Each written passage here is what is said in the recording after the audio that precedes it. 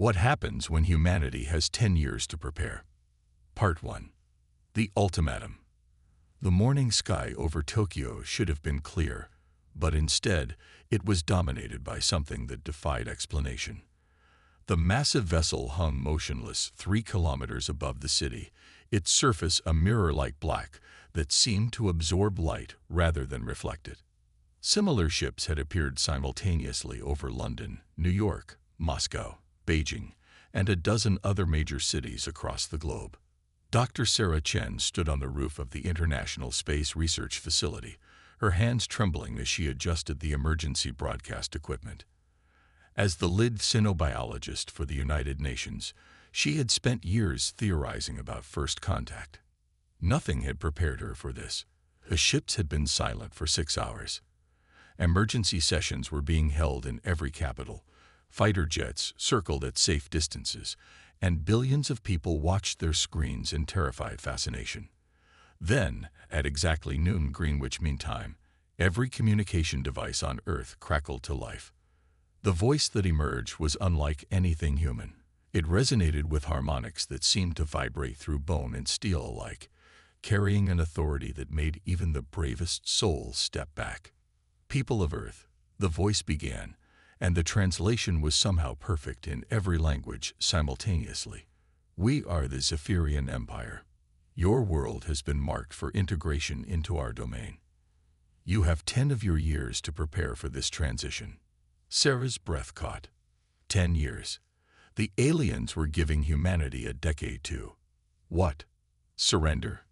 Your species shows promise. The voice continued, but you lack the discipline necessary for galactic civilization. We offer you the choice that we have offered to 374 worlds before you. Submit willingly, and your people will be preserved as valued subjects. Your scientists will serve our research divisions, your soldiers will join our peacekeeping forces, and your world will prosper under our guidance. The pause that followed seemed to stretch forever. Refuse, and your civilization will be reduced to ash, as has been the fate of the 47 worlds that chose poorly. You have 10 years to decide. We will return then for your answer. Without another word, the ships simply vanished, leaving no trace they had ever existed except for the billions of witnesses and countless recordings. The first year was chaos. Governments collapsed and reformed.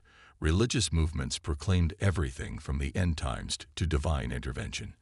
And economists watched markets fluctuate wildly between complete collapse and manic speculation. Some nations immediately began preparing surrender terms, while others spoke of resistance. It was Dr. Chen who first proposed what would become known as the Unity Accords. Standing before the hastily assembled Global Defense Council, she presented her analysis of the brief contact. They gave us 10 years, she said, her voice steady despite the magnitude of what she was proposing. That's not the behavior of a species that simply wants to destroy us. They want us functional. They see value in humanity, but they also see us as primitive. That gap between what they want and what they expect is our opportunity. General Marcus Rodriguez, representing the military coalition, leaned forward. What kind of opportunity? They underestimated us by giving us time, Sarah replied. 10 years is enough time for humanity to do what it does best: adapt, innovate, and surprise everyone, including ourselves. The Unity Accords were signed 6 months later. Every nation on Earth committed to a single goal: prepare for the return of the Zephyrians, not as subjects, but as equals. Resources were pooled, borders became meaningless, and humanity embarked on the greatest crash course in technological advancement in its history. The first breakthrough came in year 2. Dr. Yuki Tanaka, working with a team of physicists in underground laboratories beneath the Swiss Alps, managed to detect residual energy signatures left by the alien ships. The readings were unlike anything in human physics, but they provided the first clue to how the Zephyrian technology functioned. It's not just advanced, Yuki explained to the assembled Science Council. It's based on fundamentally different principles.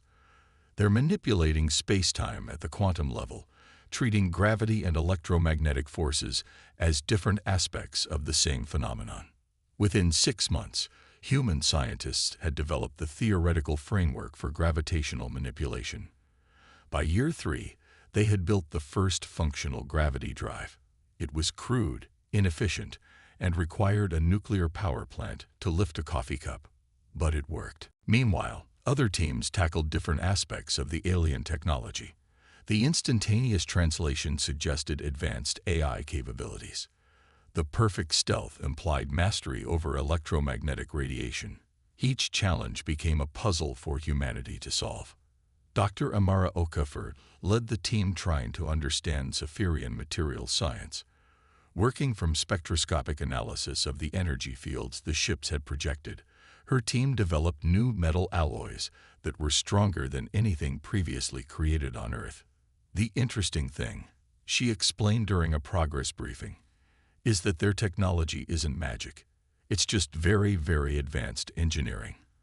And the beautiful thing about engineering is that once you understand the principles, you can often improve on the original design. By year 4, humanity had established its first orbital shipyard. The designs were revolutionary, incorporating lessons learned from studying the alien signatures.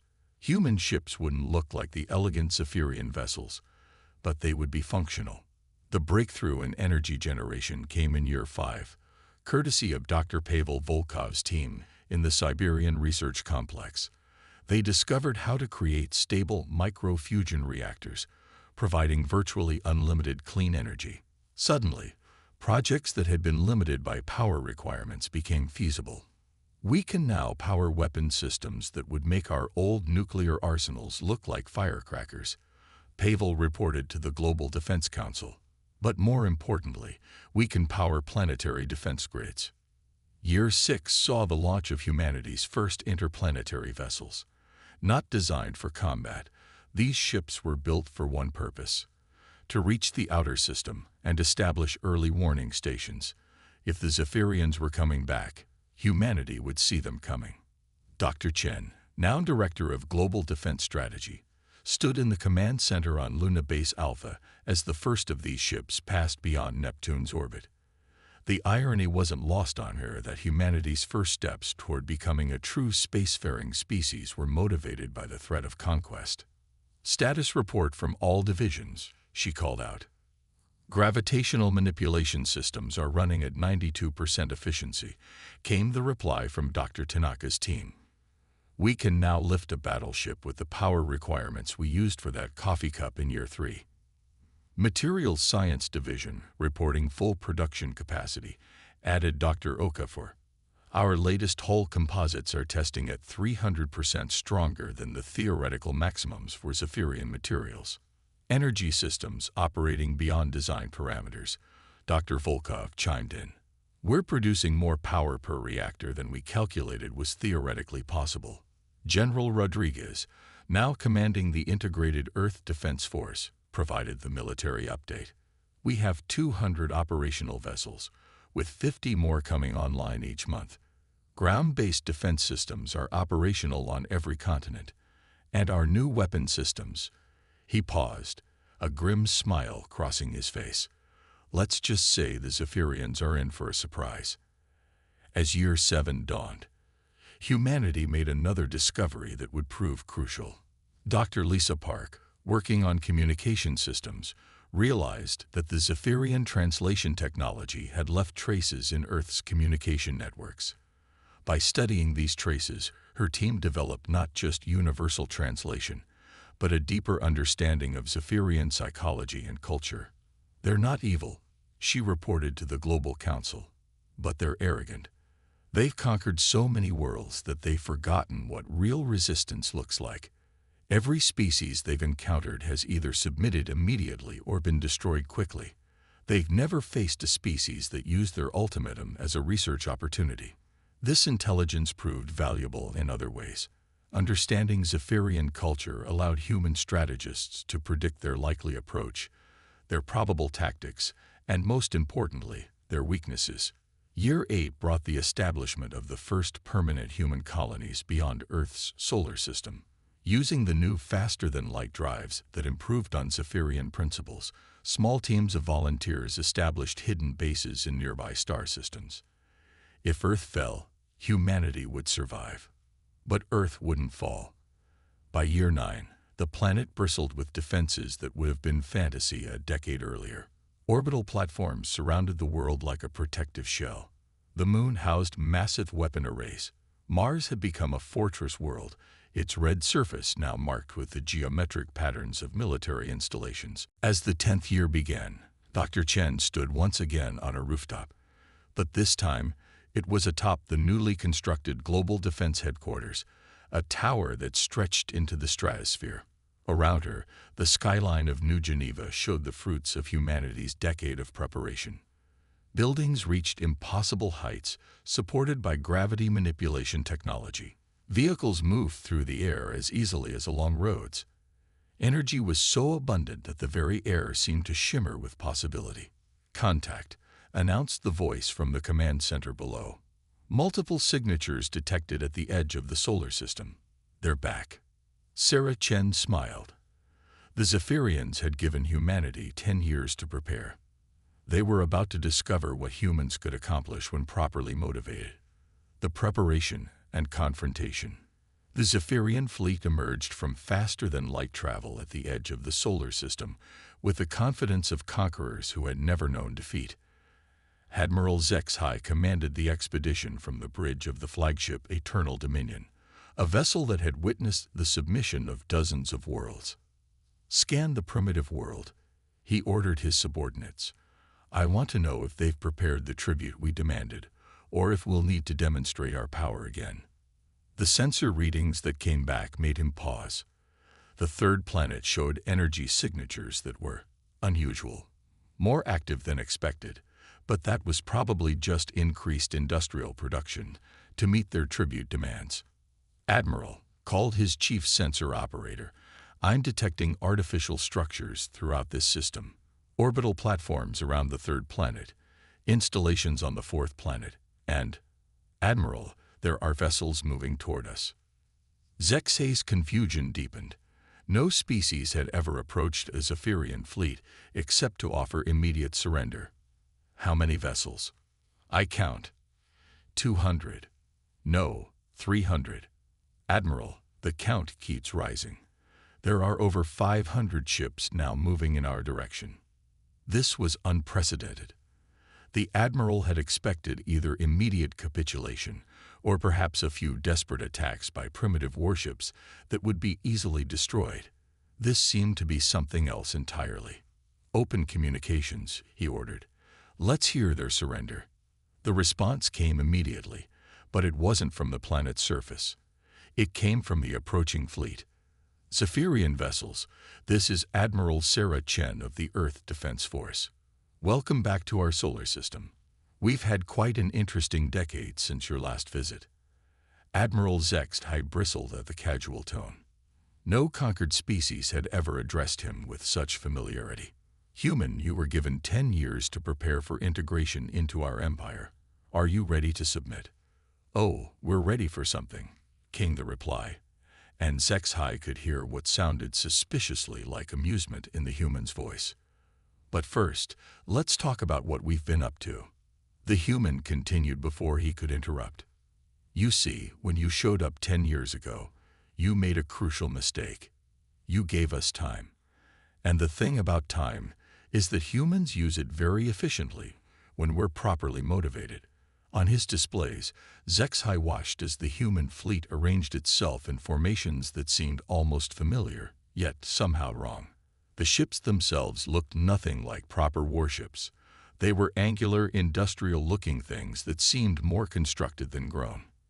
"You studied our ships for 10 years?" HFY asked, unable to hide his disbelief. "Studied, analyzed, reverse-engineered, and improved upon," Admiral Chen replied cheerfully. "Did you know that your gravitational manipulation systems are about 30% less efficient than they could be? We figured out how to fix that. Also, your energy distribution networks have some bottlenecks that we've addressed in our designs." This was impossible. The Zephyrians had perfected their technology over millennia of conquest. No primitive species could improve upon it in a mere decade. "Your boasts are meaningless," Zexay declared. "Observe the power of the Zephyrian Empire." He ordered his weapon systems to target the Lee human vessels. Energy beams that could crack planets lanced out toward the crude-looking ships. They should have been vaporized instantly. Instead, the beams struck barriers of twisted spacetime and were absorbed harmlessly. Not reflected or deflected. Absorbed. "Oh, that's interesting," came Admiral Chen's voice. "Your energy weapons are quite powerful, but they're surprisingly inefficient. We've been studying the energy signatures you left behind 10 years ago, and we think we can do better." What happened next violated everything Zexay understood about warfare. The human ships didn't return fire with similar energy beams. Instead, they unleashed something completely different. Streams of what looked like liquid metal poured from the human vessels, but these weren't kinetic projectiles. They were guided streams of ultra-dense matter that ignored traditional defensive measures entirely. The projectiles passed through Zephyrian shields as if they weren't there and began systematically dismantling the alien ships from the inside. "How?" Zexay gasped as he watched his fleet begin to dissolve around him.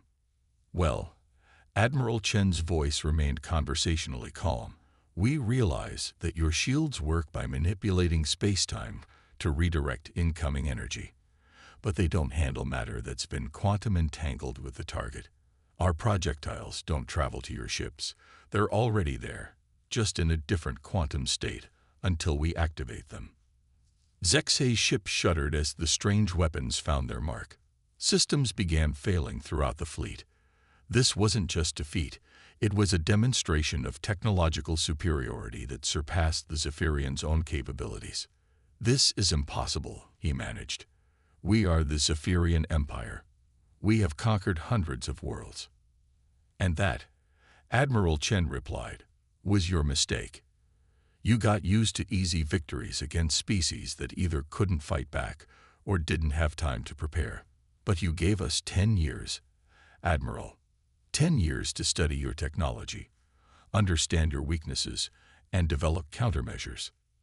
Through the chaos of battle, Zexay began to understand what had happened.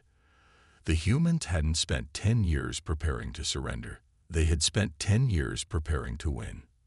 "But even if you defeat this fleet," he said desperately, "the Empire has thousands of ships, millions of warriors. You cannot defeat us all." "Actually," came another voice, this one from Admiral Chen's second-in-command. "About that. While you were giving us 10 years to prepare, we weren't just building ships. We were exploring. Did you know there are 43 species in nearby star systems that have been paying tribute to your empire for decades? They were very interested to hear that someone was finally fighting back." As if summoned by the words, new ships began appearing throughout the system. These weren't human vessels, but the distinctive designs of a dozen different species. The human decade of preparation had included reaching out to every conquered world within reach, sharing their new technologies, and building an alliance. "The Altarian Republic sends their regards," Admiral Chen continued. "They'd been wanting to stop paying tribute for 50 years. The Kepler colony worlds have been building their own ships using our designs. And the Centauri Collective has some very interesting ideas about what to do with Zephyrian tribute collectors." Zexay's remaining ships were now surrounded by hundreds of vessels representing species the Empire had considered permanently subjugated. The humans hadn't just prepared to defend themselves, they had organized a revolution. "This is unprecedented," he whispered. "No," Admiral Chen corrected. "This is what happens when you give humans time to prepare. We don't just solve our own problems, we help others solve theirs too."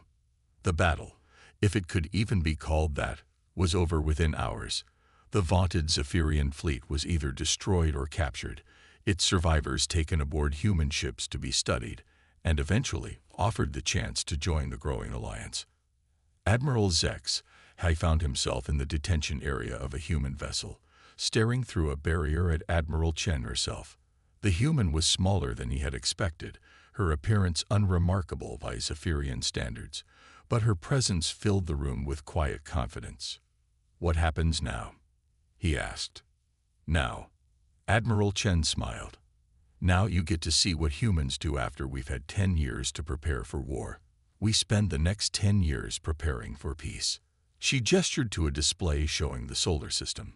Ships from dozens of species were now working together, sharing technology, pooling resources, and building something that had never existed before, a true galactic alliance. "Your empire built itself on the assumption that conquest was the only way forward," she continued. "But you forgot something important. Every species you conquered had something valuable to offer. You just never bothered to ask what they could contribute as equals rather than subjects." Through the viewport, Zexai could see construction beginning on massive space platforms. Human engineering was being combined with Altarian materials science, Kepler energy technology, and innovations from a dozen other worlds. The result was infrastructure that surpassed anything the Zephyrian Empire had ever created. "The ironic thing," Admiral Chen mused, "is that you were right about humanity having potential. You just underestimated what we'd do with 10 years to realize it." Months later, as word spread throughout the galaxy that the mighty Zephyrian Empire had been defeated not by another conquering force, but by an alliance of free worlds, more and more species began reaching out. The tribute ships that had once carried wealth back to Zephyrian worlds now carried messages of hope and requests for alliance. Dr. Sarah Chen, now serving as Earth's first galactic ambassador, stood in the observation deck of Unity Station, the massive space platform that served as headquarters for the growing alliance. Through the transparent aluminum windows, she could see ships from hundreds of different worlds coming and going, their crews working together on projects that would have been impossible for any single species to accomplish. "Status report," she called to her staff. "The Zephyrian Rehabilitation Program is showing excellent progress," reported Dr. Park, who had transitioned from communications research to cultural integration. "Most of the former Empire personnel are adapting well to cooperative rather than authoritarian structures. Technological integration proceeds ahead of schedule," added Dr. Tanaka. "The combination of human innovation with Zephyrian traditional techniques is producing remarkable results." "And militarily?" Sarah asked General Rodriguez. "We don't really have enemies anymore," he replied with a grin. "Turns out that when you offer species partnership instead of conquest, they're pretty eager to join up. The last 3 hostile fleets that approached our territory asked if they could join the alliance before we even finished our greeting." Sarah nodded, satisfied. The 10-year deadline the Zephyrians had given humanity had indeed been enough time to prepare. But they had prepared for something far grander than the aliens had ever imagined. In giving humanity time, the Zephyrians had accidentally created the catalyst for the greatest peaceful revolution in galactic history. And the most beautiful part was that it was just the beginning. With hundreds of species working together, sharing knowledge and resources, the next 10 years promised discoveries and achievements that would make the past decade look like a warm-up exercise. Humanity had learned something important during those 10 years of preparation. Given enough time and motivation, there was no limit to what intelligent beings could accomplish when they worked together. The Zephyrians had meant to offer an ultimatum, but instead they had issued an invitation to the stars. And humanity, in typical fashion, had not only accepted that invitation, but had brought the whole neighborhood along for the adventure.